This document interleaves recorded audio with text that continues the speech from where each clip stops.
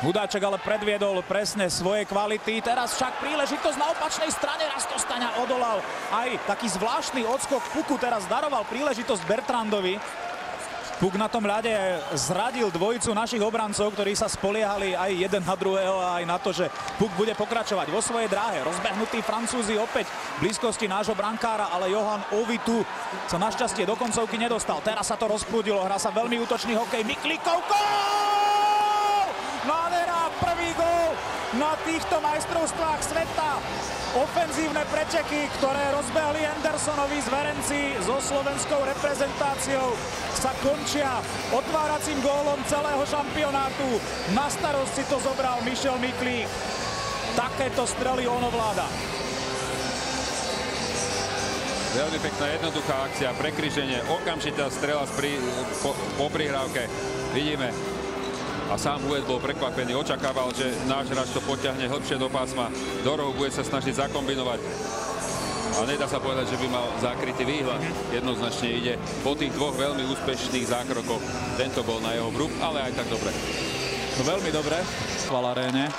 My sa ale dostaneme po dialogovej príležitosti a v zápätí Olvecký. 2-0 pre Slovensko po zásahu aj nášho štvrtého útoku. Peter Olvecký to nekompromisne vrátil do bránky. Ďalogov prvý bod na majstrovstvách sveta. Mala by mu byť priznaná asistencia. Peter Olvecký zvyšuje na 2-0. Francúzi nedali a tak dostali.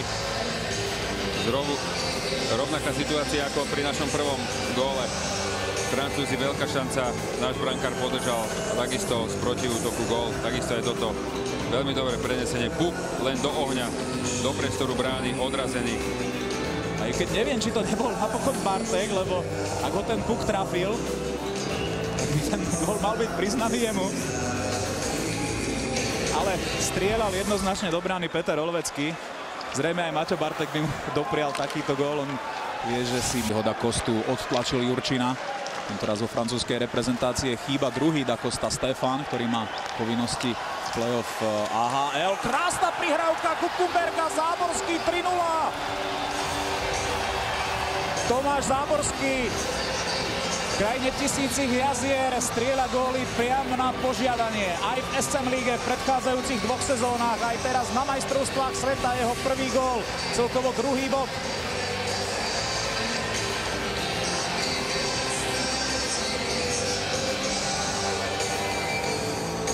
Miklík, Záborský, Kukumberg, Záborský. Dobre tam zapadol Roman Kukumberg, keď medzi Miklíkom a Záborským odohral celú prípravu Mário Bližňák, ale potom tie presuny hráčov, ktoré neboli úplne očakávané, donútili Vladimíra Vujteka premiešať útokmi a až má z toho David Anderson omotanú akreditáciu okolo celej hlavy. Babské ucho. Nie na francúzskej strane, rozhodcovia mu nevyhoveli. Hrá sa stále presilovka 5 proti 4. Bližňák. Kopecký hrá dal Radivojeviča, 4-0 využitá presilovka. A tá ešte bude pokračovať. Ďalšie 2 minúty, pretože ten čas ste sami videli, 2:13.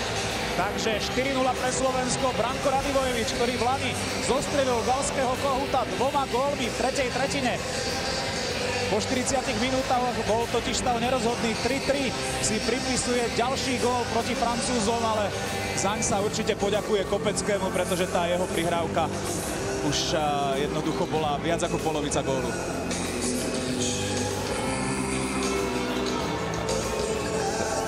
Na záver presilovej hry práve tejto našej formácii, ktorá sa to snažila hrať na streľbu z prvej, z modrej čiary. Francúzi sa mierne vysunuli, naši hráči veľmi dobre to postrehli. Jednoduchá výmena miesta, skorčulovanie do priestoru pred brány.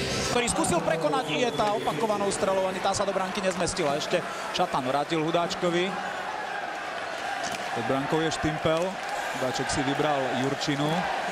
Nový Hudáček, Šatanová strela, Miro Šatan využíva presilovku 5-0. Už to padlo aj Šarkimu v zápase, v ktorom vyrovnal Martina Štrbáka v počte reprezentačných štartov. 162. krát v drese slovenskej reprezentácie Miro Šatan. 81. gól. Neuveriteľná bilancia. Prakticky 20 ročnica drese slovenskej reprezentácie pre Mira Šatana, ktorú ohraničujú zatiaľ tieto čísla. 5-0, vedieme nad Francúzskom. Veľmi presná strela na pravý betón francúzskeho bránkára. Prihrávka takmer cez celú šírku útočného pásma a vidíme presná strela. A už v dnešnom stretnutí bol v ďaleko väčších šanciach, sa mu to nepodarilo. Ako teraz, spracovanie puku dá hore hlavu, vystrelí. Napriek tomu, že už toho musí mať dosť, teraz likvidoval veľmi nádejne vyzerajúcu akciu. Potom v dlhom presilovkovom čase opäť dôraz na defenzívu, pretože Francúzi sa nevzdávajú. A pozrite sa, aký gól padol do našej siete. Tak to bola parádička, ako to backhandom dokázal za Rastia Staňu upratať. Myslím, že Damien Rowe, exkluzívna akcia, to treba Francúzom priznať. Aj tá prihrávka, aj zakončenie. A Richo Lindner to veľmi dobre spomenul v štúdiu. Už sa nemusíme venovať zvýšenému počtu strelených gólov. Už treba pracovať na defenzíve a toto bola jedna z obrovských defenzívnych chýb podaní našich hráčov, ktorí boli na ľade.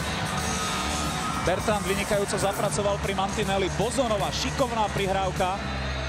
No a naozaj exkluzívne to zakončil Damien Rowe. Už sa zdalo, že s Rastom Staňom bude aj do tretice hrať žrtka, ale predsa len sa puk odrazil do našej bránky. Francúzsko dokázalo skorigovať na 1-5. Najproduktívnejší hráč jeho lani striebornej družiny.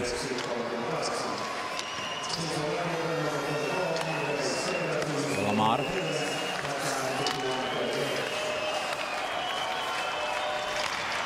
A je tu zníženie na 2-5. Teraz už prišiel ten moment streľby od modrej čiary, ktorý prinášal francúzskym hráčom jeden presilovkový gól za druhým aj počas vlanejšieho šampionátu. No a tentoraz sa presadil Damien Fleury. V týchto situáciách sú veľmi silní. Prihrávka cez celú šírku pásma, okamžitá streľba z prvej. Majú to dokonale nacvičené až do tohto priebehu, až do tohto momentu sa nám to podarilo brániť. Toto sme trošku podcenili a strela bola excelentná. Mali tam Francúzi dvoch pravákov pripravených na okamžitú strelu. Aj Ekefie na osi ihriska, aj Fleury o čosi bližšie k bránke. Obidvaja pripravení, keď ide tá prihrávka z tej strany, ako prišla pre praváka, je výhodnejšie zakončovať. A keďže tam boli dvaja, tak to je to aj, o čom Rišo hovoril v štúdiu. Vždy v tých presilovkách majú viac ako len jednu možnosť, komu prihrať. Saša Trej, Fleury pred bránkou Roussel. Si išiel vyzdvihnúť puk do rohu. Výborne Andrej Sekera, ktorý vystihol prihrávku a púšťa sa dopredu. Vytvára prečíslenie Sekera. Pekná akcia, backhandový zákrok a je tam gól. Libor Hudáček, 6-2. 63 sekúnd pred koncom tohto zápasu.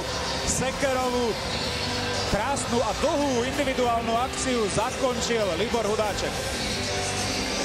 Toto od neho všetci očakávame od Andreja. Dokáže vykorčulovať s prehľadom, vyviesť puk do útočného pásma, tam rozohrať útočnú akciu. Presne toto je to, čo nielen tréneri, ale aj hokejová verejnosť na Slovensku očakáva. Áno, ten backhandový pokus ešte sa do bránky nezmestil od Romana Kukumberga, ale Libor Hudáček bol na správnom mieste a ten už nemal problém zakročiť, respektíve zakončiť. Vydanie našich v tomto stretnutí. Miklík ešte zatiahol rúk francúzským hráčom. Myslím, že teraz, keby sa nehrali posledné sekundy zápasu, už by rozhodcovia pískali príliš veľa hráčov na ľade, ale nechali to dohrať tak, pretože rozdiel 4 gólov jednoznačne určil toho lepšieho v tomto stretnutí. Vladimír Vujtek vstúpil víťazným spôsobom do turnaja majstrovstiev sveta. On aj Peter Oremus prijali gratuláciu od zväzového prezidenta Igora Nemečka.